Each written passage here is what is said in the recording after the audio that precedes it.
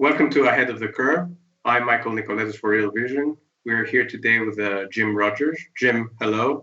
I'm very excited to talk to you today. Well, Michael, I'm delighted to be here, and I'm excited to talk to you. I'm a fan of Real Vision, and I'm sure I'm a fan of you too. Well, it's nice to have you today. What do you think is happening in the world right now? You've been worrying about a big crash and about things going wrong. I don't think you ever expected a coronavirus hitting the world and everything stopping and staying. So how do you think things move from here on?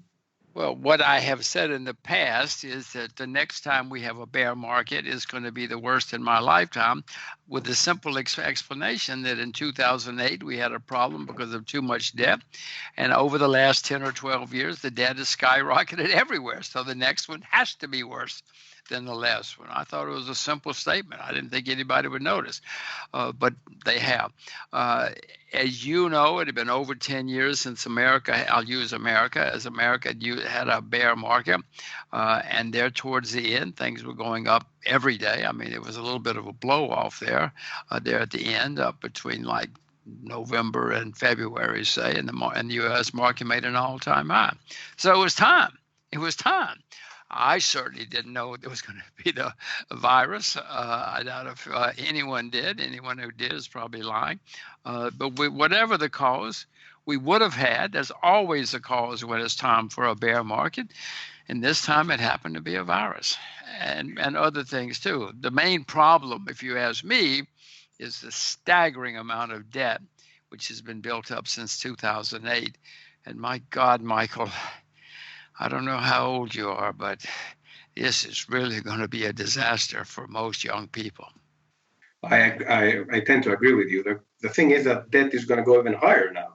Already had. I mean, you know, the United States was the largest debtor nation in the history of the world, Michael. And just in 2 weeks, my God, trillions. That's trillions with a T. You know, they borrowed trillions more. They are borrowing trillions more. They're printing trillions more. My God, I mean, these guys, you know, there's an election in November. They don't care about you, Michael. They don't care about my kids. They don't care about me. They care about November.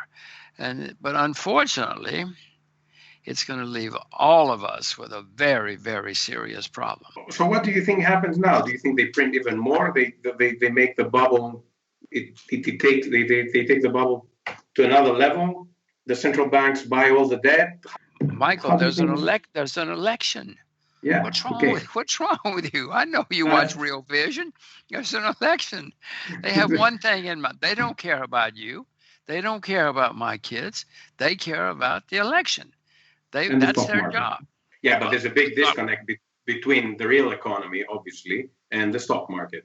Now, obviously, we've seen the stock market doing pretty well.